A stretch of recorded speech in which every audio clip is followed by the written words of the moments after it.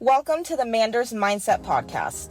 Here you'll find both monologue and interviews of entrepreneurs, coaches, healers, and a variety of other people, where your host Amanda Russo will discuss her own mindset and perspective and her guest mindset and perspective on the world around us. Manders and her guests will help explain to you how shifting your mindset will shift your life. Welcome back to Amanda's Mindset.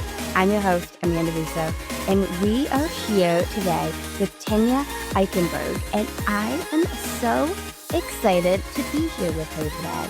She is an energy healer who is also a certified life and self-care coach whose passion is to help women release their emotional baggage and direct their energies towards efforts to heal and regain strength, freedom, and happiness. Thank you so much for joining me. Thank you for having me on. I'm excited. So that's an awesome bio, but who would you say Tenya is at the core? I am somebody who wants to help people to be happy. I want everybody to be happy at the core. I want them to be able to see things from different perspectives so that they can manage any situation, so that they have compassion and empathy for whatever they're going through for themselves. I've come to realize as I've gotten older that at the core, I just want everybody to be happy, find happiness with where they are, instead of continuing to just kind of look for it in the future. Have you always been that type of person? I think so. I've always been the type of person that always wanted everybody around me to feel comfortable and to be happy. I'm not sure if it comes from a place of wanting to avoid confrontation. I think some of it came from that originally, was if everybody's happy around me, then there aren't any uncomfortable moments and there isn't any confrontation, because that's what I grew up in, was a lot of confrontation and conflict and frustration. Originally, it started out as wanting to people please so that everybody around me was happy. But as I've gone through my healing journey, it's morphed more into, yeah, we all go through stuff that we have to work through, but there's always a silver lining. Even in the bad stuff, there's always a silver lining. There's always a reason why a particular situation happened for us. I have not had to go through the situation where I've lost somebody, so I can't take that type of situation and find the silver lining. But I've had some situations where I've had to stop and go, why is this horrible thing happening for me? And what can I get out of it that's going to be a more positive experience? I love that. Now, you mentioned a little bit about avoiding confrontation, and there was a lot of confrontation growing up. Can you take us down memory lane a little bit? Tell us about childhood, family dynamic, however deep I want to take that. It's my story. Even if my family were to hear this, which they probably won't, it doesn't matter much, because it's my story. It's my perception of what happened. I grew up in a home where my parents got together, and my dad already had 2 kids. And so when my parents got married, my mom became an instant mother. And then about a year after they were married, I was born. Another 2 years after that, my little brother was born. But there was a lot of conflict between my mom and my older brother and sister. I don't know the real reasons why. All I know is what I felt, what memories I have, and what I've been told by my older sibling. There was a lot of conflict, especially when they became teenagers, pressing their boundaries, trying to see what they can get away with. Don't know if it was handled correctly. There didn't seem to be a whole lot of compassion, but then again, I was 7, 8 years old, so I'm not even sure what that compassion was supposed to look like at that age. But I do remember my older siblings and my mom fighting a lot in the house. And I think I learned from that, if mom wasn't happy, then nobody was happy. And so I quickly learned to walk on eggshells and not cause ripples because I didn't want to have to deal with what my older siblings were dealing with. And so I became a people pleaser. And things did get better when my older siblings moved out. But I was already in that mode of making sure that mom was happy, that dad was happy, that everybody was happy around me. So then I didn't have to deal with whatever was going on. But that also made it hard for me to learn how to have my own emotions and to process my emotions, because I would just stuff them down because I didn't want to get mad. I didn't want to cry because I didn't know how it was going to be handled. Because when my older siblings did that, it wasn't handled very well. Basically keeping the peace. Yeah. And I did that for a very, very long time. And now you said it got a little better when they moved out. About how old were you when they moved?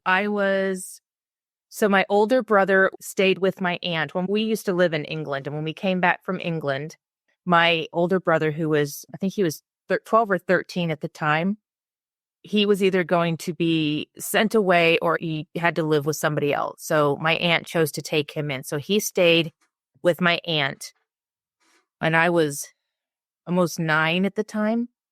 And then my parents, my older sister, and my younger brother and me all moved to Idaho. And then my sister stayed in the home until she was about 17. And then she moved out. So by the time I was 12, both of them had moved out before they were 18. Now you said you were in England and you went from England to Idaho. Where did you go? My dad was in the Air Force.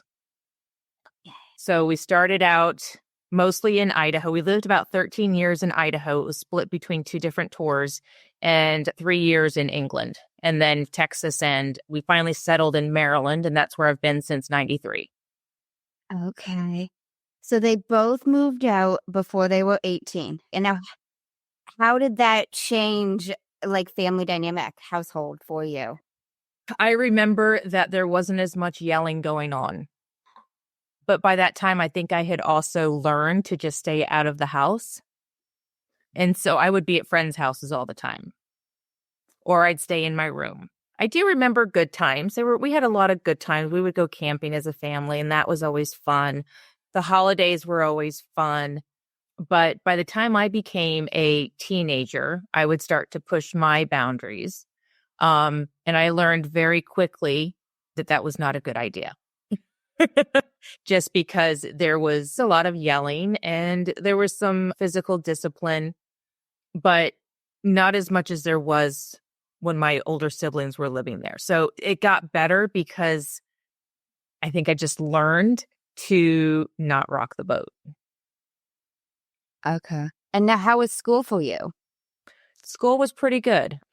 Average grades. I had good friends. At the time in the military, you move every 3 or 4 years. So you make friends every 3 or 4 years.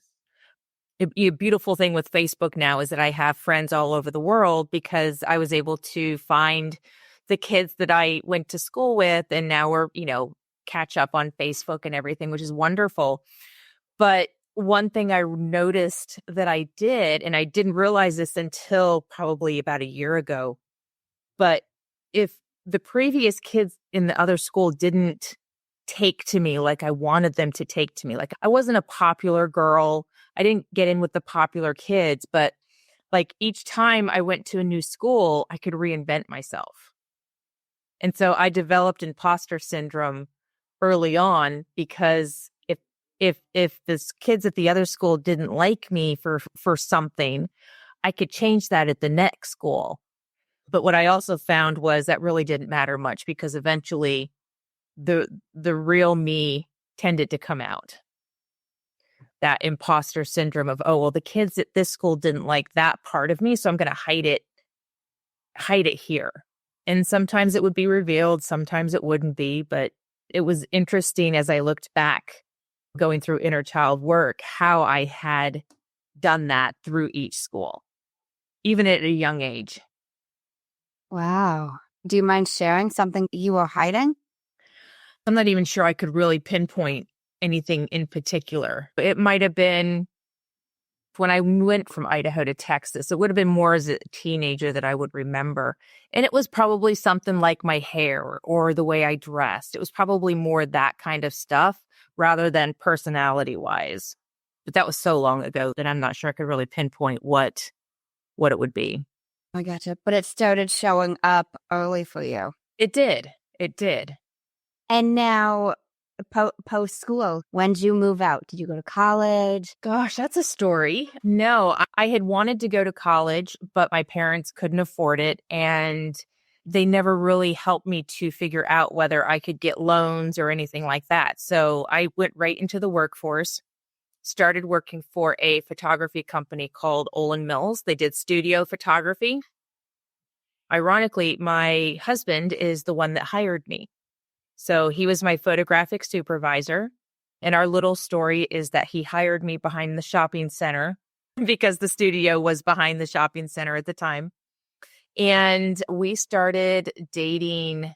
I got hired in July. We started dating in September, got pregnant in November, December, and that was 28 years ago. We now have 3 beautiful kids. Our oldest is 28, and the twins will be 25 in January. So you get this job. Now, did you move out? Like, when did you leave the parents? I moved out when I got pregnant. So February of 96 was when I moved out of my parents' house and moved in with my husband and his 2 roommates. And then August, we moved into our own apartment. So August, we lived with his roommates for a couple of months. But yeah, I've never lived on my own. I went from my parents to my husband's. And I was 19 years old. So you start working at this photography company and you start dating your husband. And then what? Get pregnant. Yep. We found out January 7th that I was pregnant. And it was the most scariest time. During that time, talk shows were really big, like daytime talk shows, 3-4 o'clock slot. You had like Sally Jesse Raphael, Oprah, Phil Donahue. The shows that were on at the time was he doesn't want to, he's left me with this baby. I'm raising this baby on my own. He doesn't want to touch me after having a baby. All these, these shows about relationships and how they are crumbling after having kids. And so we got pregnant and I told him, and we had only been dating a few months. But in that few months, we had already told each other that we loved each other. We had already discussed if we got married, how would we be as a couple or as parents? So we'd been having those kinds of conversations, just kind of what ifs, but this really sped up the process. But it was definitely the scariest moment of my life at that point, was having to tell him that I was pregnant. But it seems like you guys just knew. You knew that. I think we did. And I think on a subconscious level, I was looking for something to get me out of the house because I didn't want to stay home. I wanted to move out of my parents' home because they still didn't have a healthy marriage. They were still arguing as often as I can remember. And so I think this was the universe's way of saying, and the funny thing is that, I wasn't on birth control and he knew that. And I went and got on birth control, but I still got pregnant during that first month that I was on birth control. So, because nobody told me you had to wait a month, you should still wait 30 days. No one had told me. You think the doctor would tell you that, but they didn't. But I think the universe was just like, okay, you want to get out of the house? Here's how it's going to happen. Yeah, and I was incredibly lucky and still am that he's the guy that he is because he took responsibility. We took responsibility for it. We were already falling in love with each other. It just sped up the process and we made it work to the point where even 28 years later, we still love spending time together and going on trips together and getting to know each other as a couple again.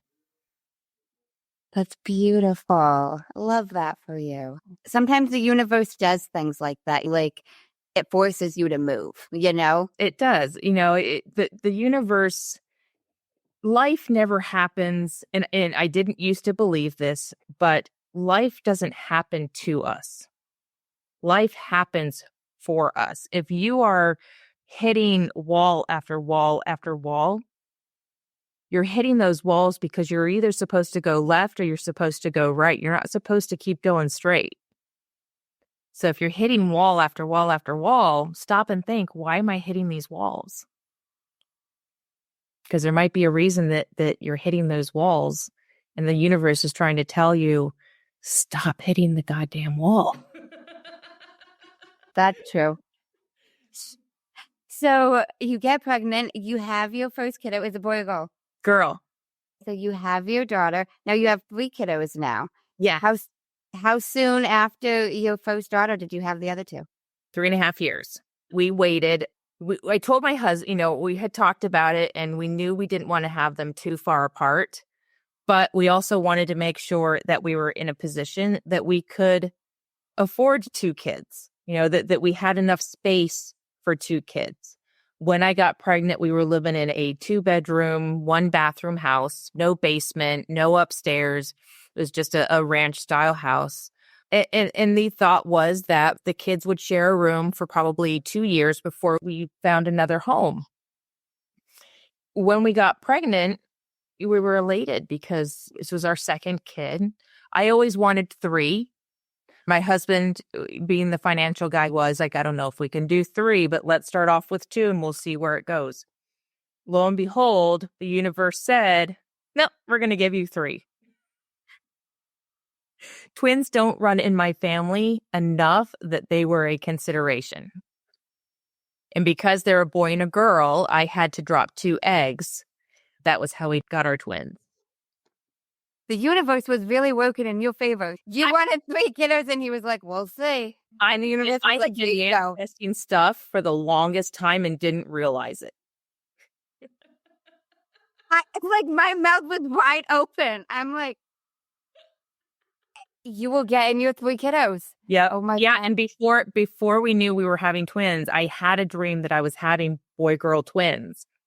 And I told my husband, and he's like, bite your tongue. I'm like, I don't know. It's a dream. I don't know. Now, did you stay working at the photography company? No. I left there when my oldest was born. And my husband worked 2 jobs so that I could stay home with her for the first year. And then I went and got a job cleaned houses, and a friend of mine watched her. And then when I got pregnant with the twins, I was so sick with them the first 6 months that I just couldn't work. And then once we found out we were having twins, it was like, there's no way I can go back to work and put 3 kids in daycare and make profit anything. I'd just be paying for daycare. So again, my husband went back to working 2 jobs, sometimes 3 jobs, so that I could stay home with our kids until the twins got into full-time school. And I didn't go back to work until the twins were in 1st grade. So they were about 6 years old when I started back at work full-time. And when you started back at work, what were you doing? Retail. How fun. But it gave me the flexibility to work while the kids were in school. So up until about 2008, so that the twins were 8, Kayla would have been almost 12. I worked only while they were in school. So I worked from like 8 a.m. to 2 p.m. So I left after they went to school and got home before they got home. And then after they turned about 8 was when I started working other hours, because my husband would get a different job. So then he could drop a job, and then that way one of us was always home with the kids. Our kids were never in daycare, which I am incredibly proud to say, because We held our marriage together. We made time for each other. We dated each other. We put each other first along with our kids, right? So we worked opposite schedules so that one of us was always home with the kids, but yet we made sure that when we were home together, we focused on our relationship as well, because we knew that when the kids got older and they moved out, we would only have just us. So we focused on us along with the kids so that nobody suffered. And somehow we knew how to do it and it worked. Well, that's great. Yeah. I'm incredibly proud of what we produced with our kids and with our marriage. And I try not to brag about it, but it's really hard when I have good relationships with all three of my kids. My husband and I are just in love with each other and enjoy spending time together. It just makes a huge difference. Yeah, it totally does. So you were working retail and you're back working. How long you do that while the kids are in school? I worked in retail until 2014. My last job was I worked in a mall, and they were opening for Thanksgiving Day again. And I was like, I'm not doing this anymore. And so I made the little steps. I went from full on retail to a medical retail store that, because it was medical supplies, they were only open like Monday through Saturday, 9 to 5, and then like 9 to 2 on Saturdays. So I didn't have to work evenings anymore. And then after that, I went because then I had a little bit more office work under my belt. After I worked there for about a year, I was able to transition to working as a receptionist. And then from that, I went to being an accounts payable manager for a rental company. And so I got out of retail and into a regular, quote unquote, 9 to 5 job within a few years of quitting retail. Okay. And now, how did you make the shift from 9 to 5? You're doing retail, you switched to 9 to 5. How did you get into the energy healing realm? Where did this come in for you? Yeah. So in 2018, our twins were graduating high school. We had always said that we wanted to move back to the beach when our kids graduated from high school. And again, I manifested it because the twins graduated in beginning of June. We put our house on the market in September after being offered to purchase a friend's home on the beach. We sold our house in October. We moved to the beach in November. So within 6 months of the twins graduating high school, we moved back to the beach.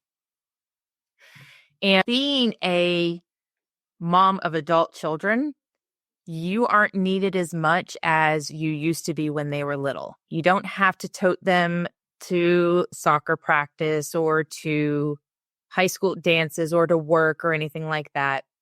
And so I had been suffering with anxiety and depression my entire life.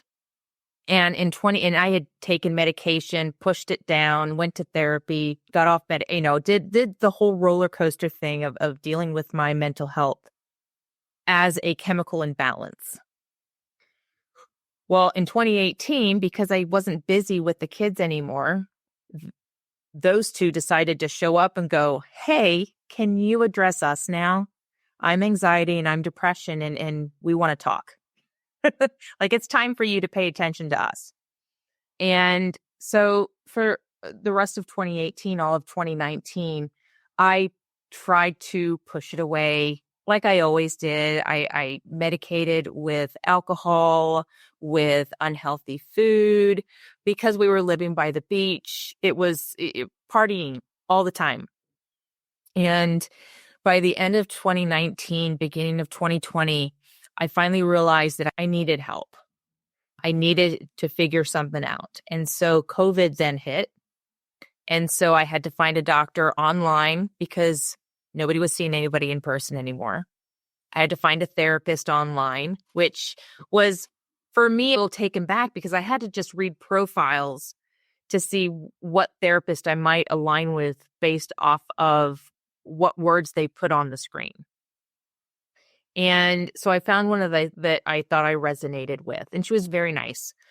So I got on medication again. The doctor appointment for the medication lasted about 15 minutes. He asked me if I had ever been on antidepressants before. I said I had. He asked what I had been on. What did I think worked? I told him. I also wanted to quit smoking. And so he put me on this antidepressant that would help with my depression, my anxiety, and help me quit smoking. And I was like, okay, we'll see how this goes. Started with talk therapy.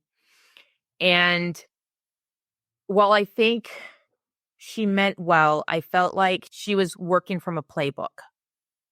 I didn't feel like there was very much personalization or really getting to know me to try to figure out how she could help me. By the third or fourth session, she was telling me to download a CBT app to do cognitive behavioral therapy on my own. I really didn't know what it was, and I wasn't in the state of mind to really ask a lot of questions.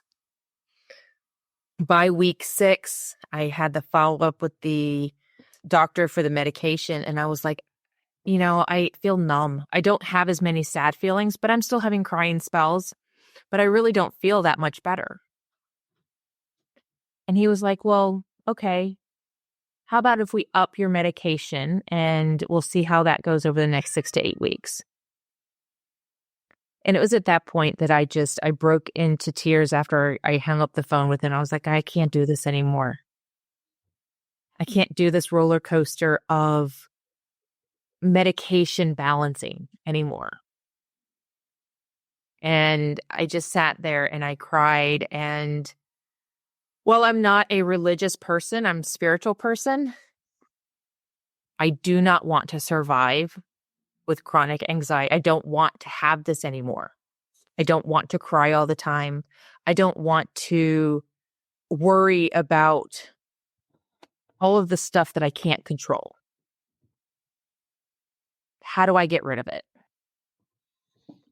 And so I did a Google search for holistic emotional healing, and this modality called the emotion code came up. And that is where my energy healing journey began. Can I interrupt you real quick? Absolutely. You mentioned you delved down the therapeutic route before, like talk therapy before. Was that when you were a kid? When was that previously? It was usually with my mom, because my mom has, I don't want to say she has bipolar, but she's someone who has to manage her own bipolarness. And so we would go to family therapy quite often because there was always something that she needed to talk about. And I think that also turned me a little off to wanting to go to therapy because of what I had always seen therapy being about. Whenever we went to therapy with my mom, it was a blame session. She'd blame my dad. She'd blame us kids for whatever it was that we were doing that was causing her to be upset. But I had been on antidepressants from the time I was 18 on and off to deal with, doctors would say post-baby blues, or you're just stressed. So here's some antidepressants, take these for a while, that kind of thing. Wasn't anything that was monitored a whole lot. Usually it was done through the family doctor. So it was just on and off. Whenever I felt better, I'd come off of them.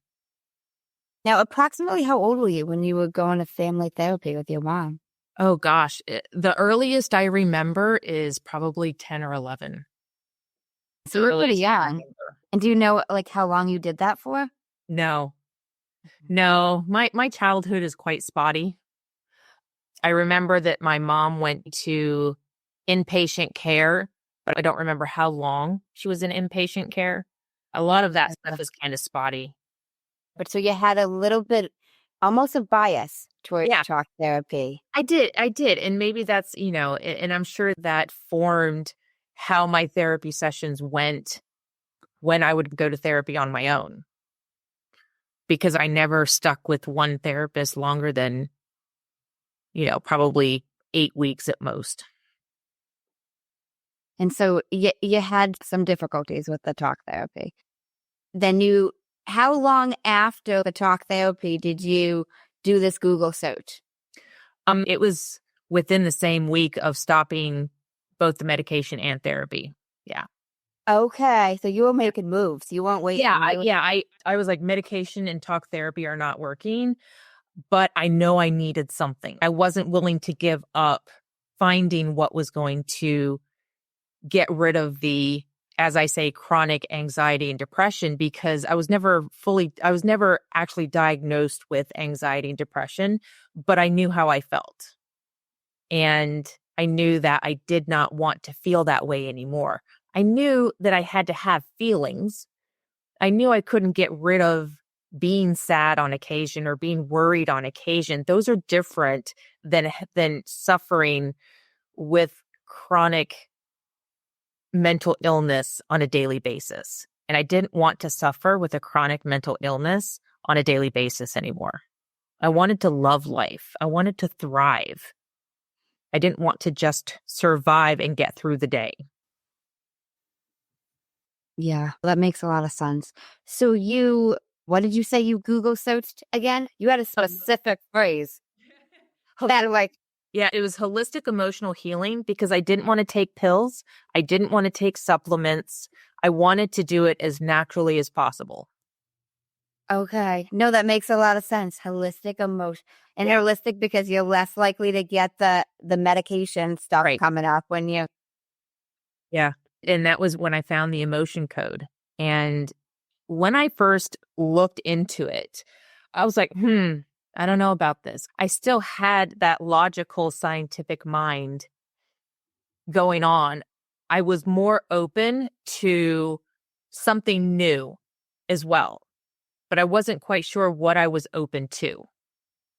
At this point, I was probably more open to the energy work side of it, because I had already been opened to the manifestation of The Secret and energy work in that sense. So I had a little bit of knowledge of quantum mechanics or quantum physics in that sense. I did some Googling on it and some YouTubes and other stuff. The basic premise is that you find these trapped emotions in your body by muscle testing, which is using your body's muscles and how they react to yes and no answers to find these trapped emotions. And then after you find them, you run a magnet over the top of your head 3 times over the governing meridian to release these trapped emotions. And then they're gone. And I'm just like, okay, all right, I'll drink the Kool-Aid for a little bit and see what happens. I was skeptical, but I was interested as well. And so I found a practitioner that I'd watched on YouTube, and I found his website and I signed up for a session. And his wife was actually getting her certification in the body code, which was the 2nd level. And so I did a session with her, and I got off the phone and I was just like, yeah, I feel lighter. I feel better. I don't feel quite as heavy. Maybe there is something to this. And at that point I was like, well, maybe it's the placebo effect. I don't know. And a couple of days went by and I started feeling bad again. I was like, maybe this doesn't work. But something kept telling me, you need to try again. You need to try someone different. So I went on to the Discover Healing website, which is where I got my certification. And I found a practitioner off of their website. So made an appointment and had the session. And after the session, I was like, I feel lighter than I did the first time. Okay. All right. About 3 or 4 days went by, and then I started to feel bad again. I was like,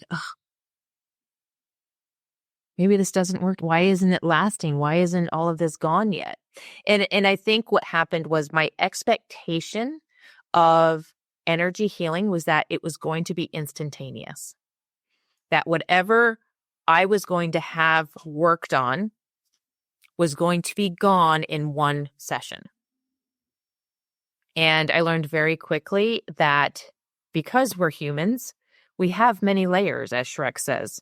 And so sometimes we have to have more than a few sessions to get to the root cause of the issue, because we have inherited energies from our parents. We absorb energies from everybody around us. We create our own emotional energies. And so when you pile all of that stuff on top of past lives, different timelines, different dimensions, there can be a lot of stuff that is contributing to one problem.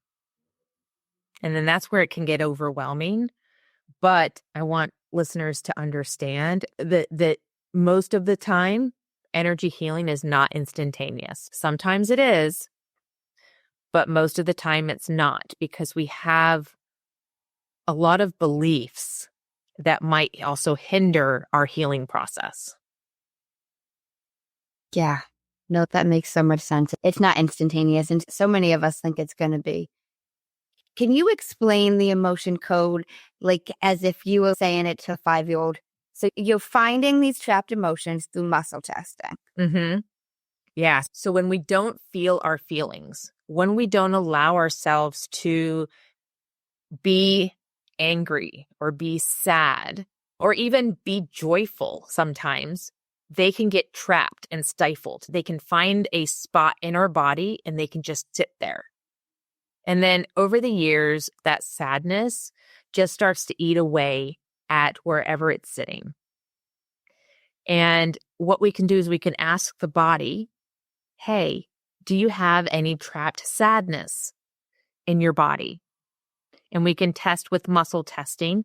So I use the ring-to-ring method, which is putting your index finger and your thumb together, and then you put them together. And if I say my name is Tenya and it locks, my name is Amanda and it lets go. So as a proxy, I can ask, is there sadness trapped in your body? Yes or no. If we get a yes, go, okay, can we release it?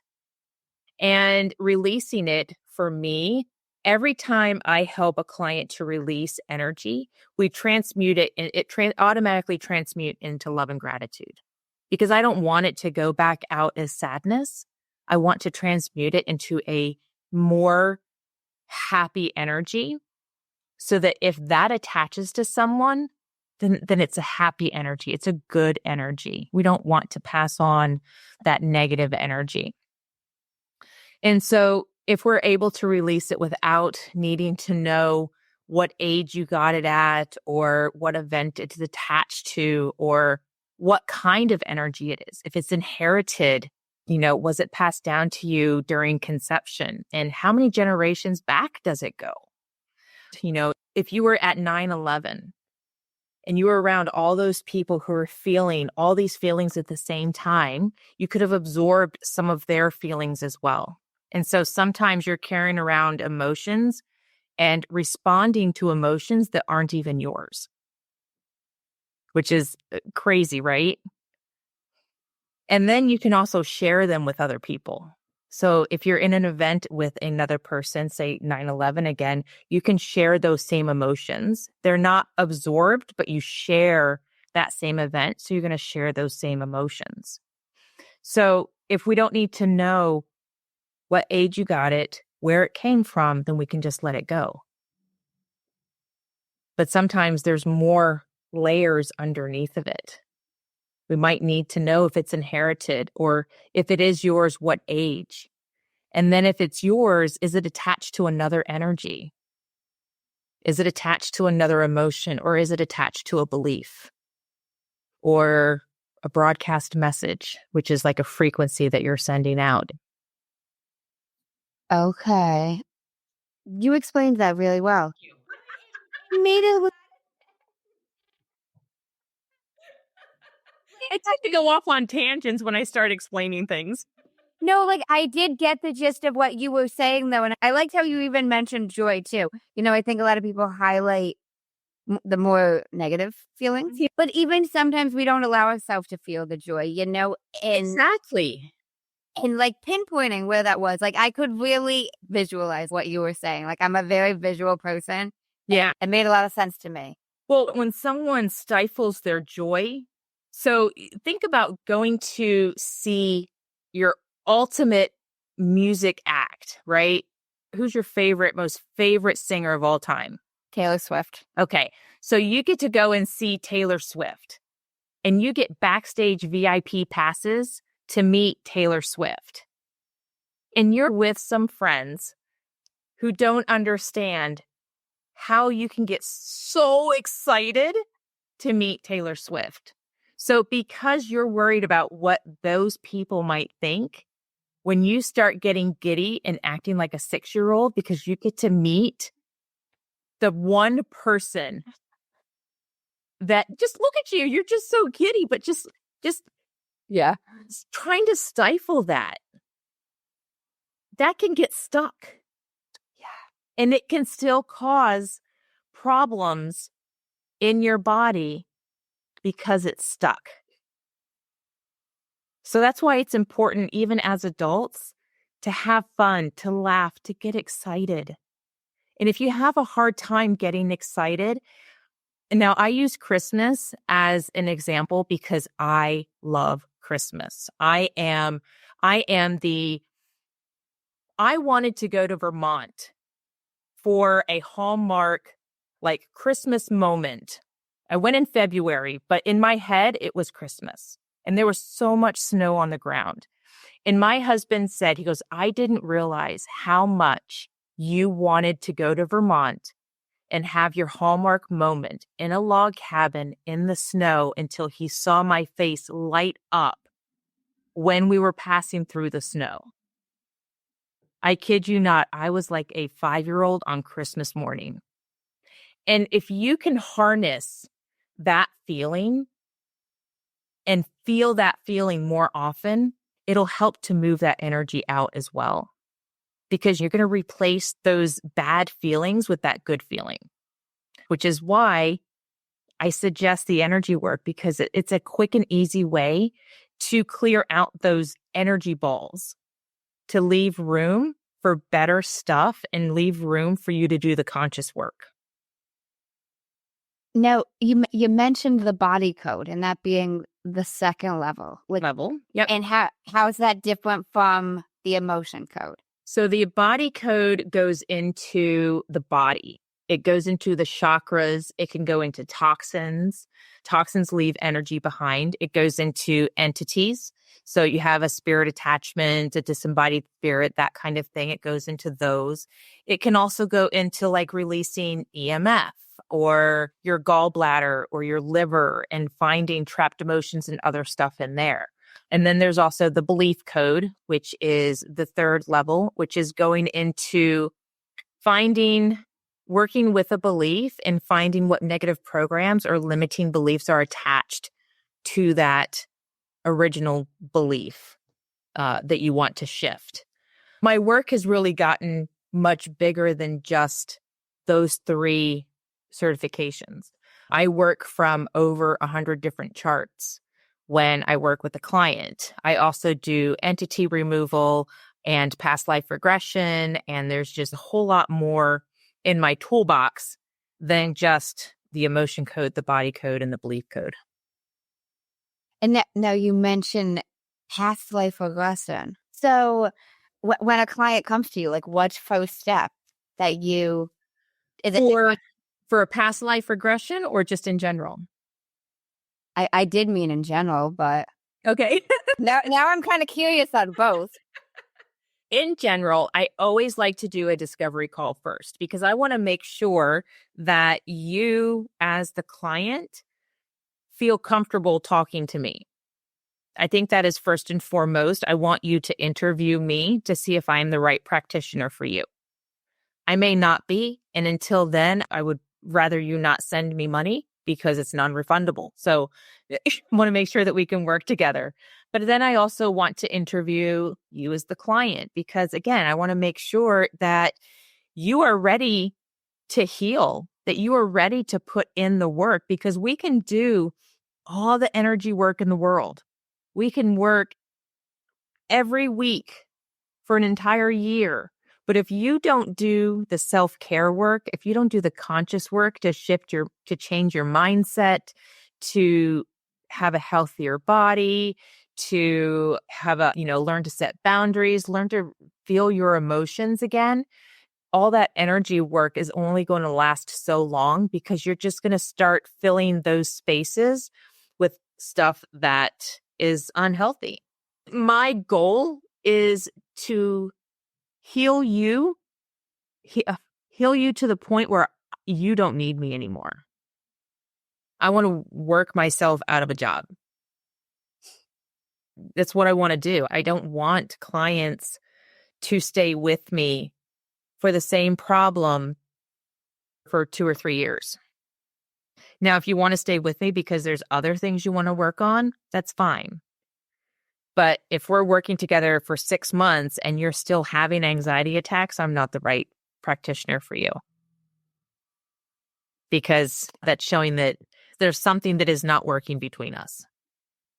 Whether it's you're not doing your part, or that maybe there's a block in me that is preventing me from being able to help you.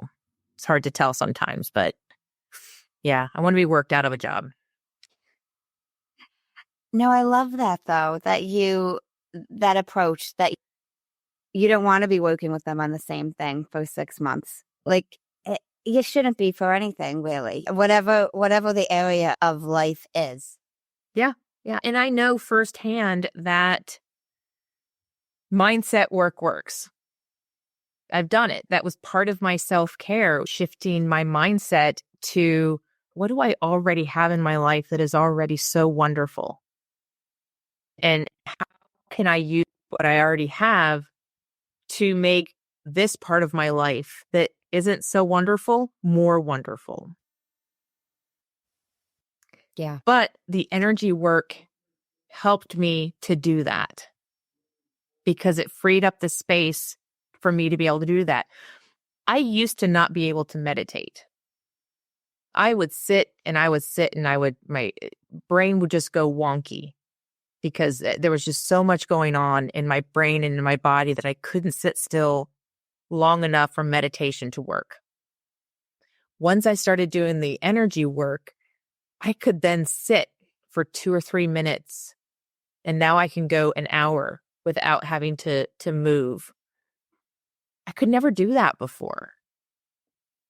But it took the energy work, allowed me to be able to do the conscious work, because I didn't have that stuff weighing me down and poking at me every time I wanted to try something new. So I'm curious, if you have a suggestion for somebody and they're not sure where to begin in terms of energy work, what should be their first step? If they can afford it, find an energy healer, find a practitioner that you resonate with. Find a modality first that you resonate with. And there are hundreds out there.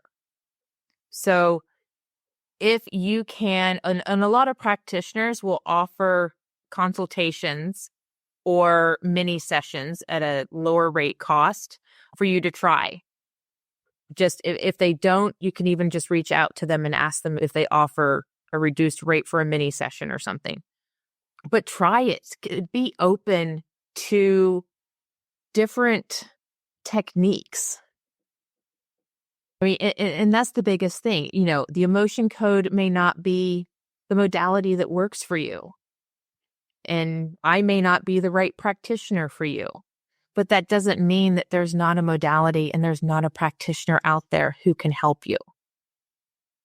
And if you don't have the money to invest in working with a practitioner, then learn how to do it yourself. There are, like, the emotion code, there's a book called The Emotion Code, and it teaches you in the book how to do it. But it comes down to practice. It comes down to willingness to want to heal and doing whatever you can to do that.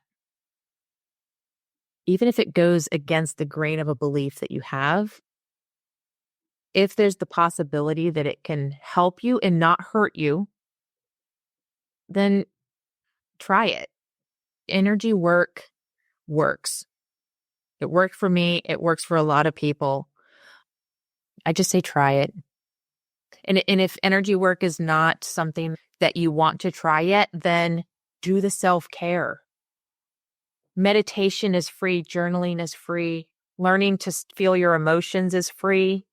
There's tons of resources out there on how to do all of that. There's resources on how to learn how to set boundaries and how to keep them. The 4 Agreements, my Bible, read it. And gratitude. I think gratitude is one of the biggest ones. Have a gratitude practice. Be grateful for your 2-ply toilet paper. Be grateful for the pen that you get to write with. I didn't expect you to say school paper. I'm sorry. I do that because people don't, it's such a simple thing that we take for granted, right? Until you have to wipe with a leaf, you may not realize just how comfortable 2-ply toilet paper is. So be grateful for it and have fun with it. Healing does not have to be just weighted down. Have fun with it. Laugh. Just enjoy life. You only get one. Tomorrow may never come.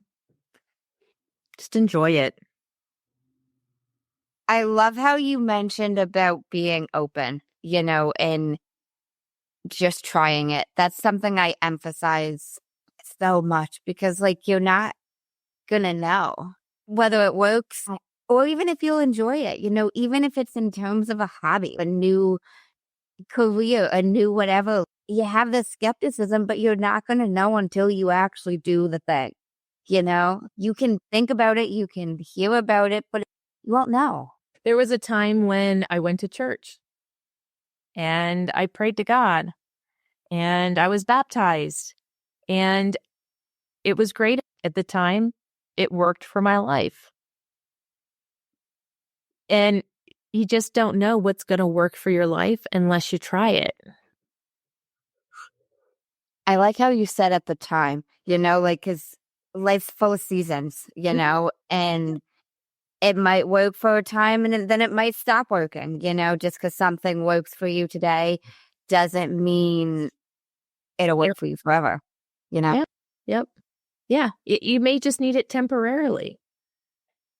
I love it so much that I decided to make a career out of it. But that's me.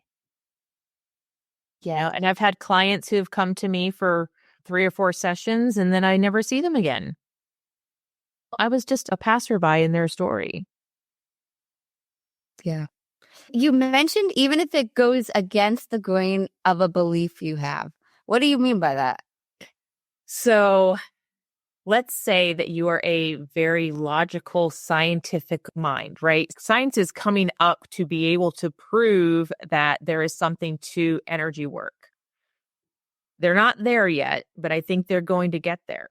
But if you are so set on the science behind something and the science behind proving that something works, be more empowered to try things yourself. Don't take what somebody else says is going to work or not going to work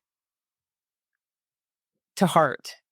Just because some men in a lab coat say that energy healing is not possible doesn't mean that it's not possible.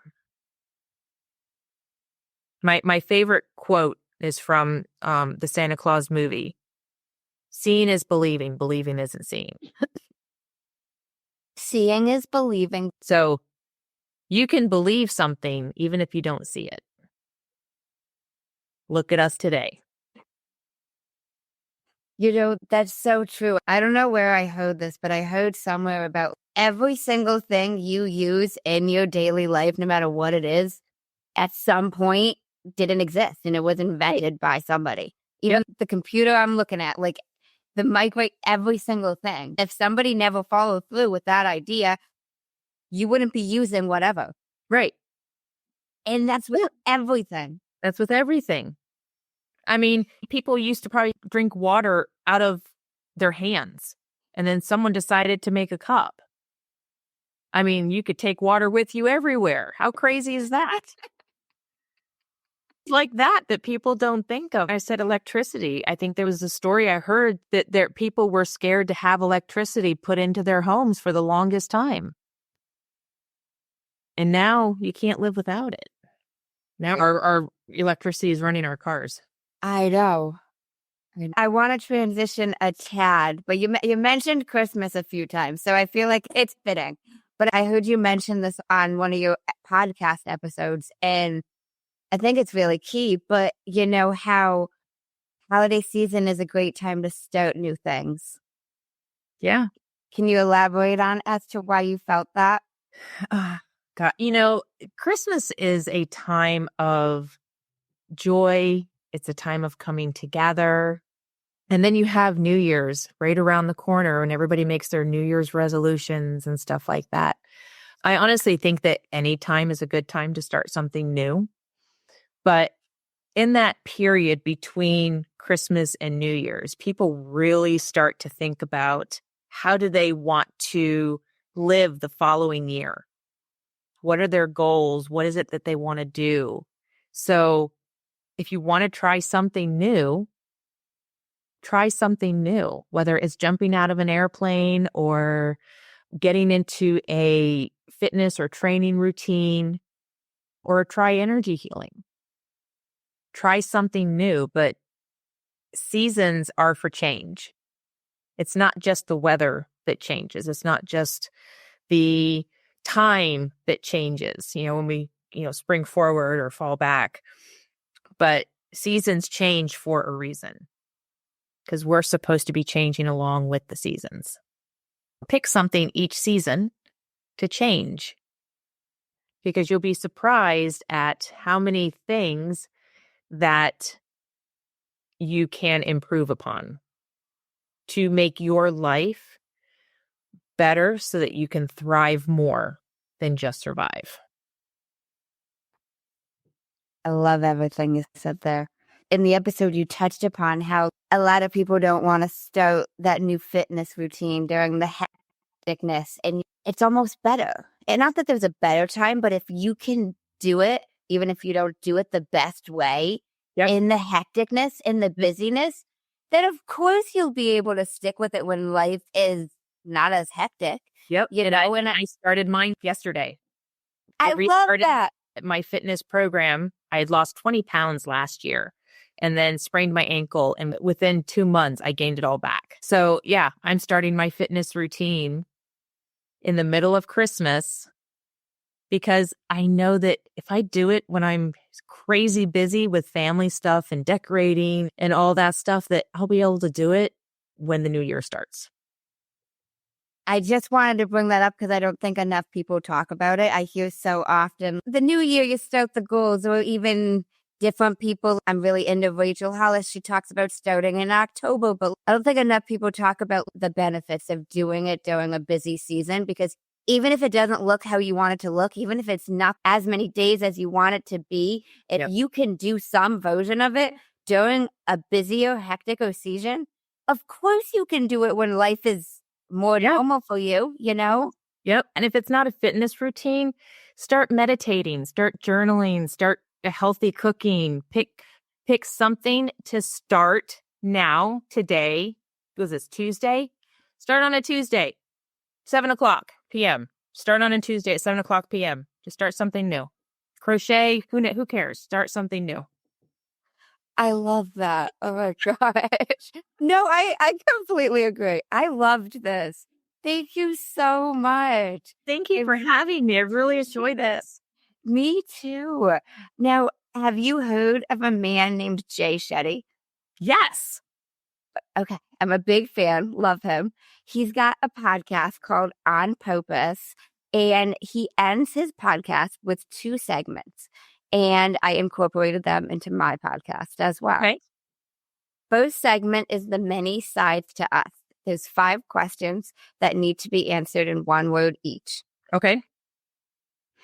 What is 1 word someone who is meeting you for the first time would use to describe you as? Smiley. Of course it's a word. You can make up words. There's no vocals. But I like that. What is one word someone that knows you extremely well would use to describe you as? Elf. Elf? Because I love Christmas. I have Christmas out all year long. I do. I have a Christmas tattoo. What's it of? A Christmas tree. Oh, okay. Yeah. Where is it? It's on my arm. Okay. Yeah, it's on my arm. Does it say? I don't know if I had to undo my nail more. I'm very into tattoos, so that's why. Oh, it's big. Yeah. It is big. I was thinking like a little thing. Yeah. It is big. Okay. That's like, wow, that's a big. Santa up here. Oh my God. It is a full, if you guys are listening to me, she's got almost a sleeve of Christmas. Well, I have an email to my tattoo artist. When her wait list opens up, I'm going to get the rest of my arm done as Christmas. What is one word you'd use to describe yourself? Oh, gosh. Scared comes to mind because there's so much I want to do, but I'm not ambitious to do it all. What is one word that if someone didn't like you or agree with your mindset would use to describe you as? I give unsolicited advice a lot. I do. Especially to those I care about because I want them to feel better. And so I try to give them suggestions on what they can try to feel better. And sometimes they don't want to hear that. They just want to be listened to. Yeah. So what's the word? I don't know. What is the word? Helpful. Overly helpful. What is one word that you're trying to embody right now? Listening. Second segment is the final 5. And these can be answered in up to a sentence. Okay, good. What is the best advice you've heard or received? Be impeccable with your word. Why is One that of the the best? 4 agreements. Why is that the best? Because it's not just about speaking what you mean to other people. It's about speaking what you mean to yourself as well. What is the worst advice you've heard or received? Drink the Kool-Aid. I would have to say to treat others how they treat you. Whereas I'm more of treat others how you want to be treated. So if you want respect, you have to give respect. It's not the other way around. What is something that you used to value that you no longer value? Items. Like stuff handed down from ancestor to ancestor. Because if I can't hold on to it and my kids don't want it, I don't want to keep it. It just takes up space. If you could describe what you would want your legacy to be as if someone was reading it, what would you want it to say? That she led with love and she led with kindness. If you could create one law in the world that everyone had to follow, what would it be? And I want to know why. Oh, it would be to be kind to everyone, regardless of who they are. And I say this because of people who are against Blacks, gays, disabled people, anybody who's different than them.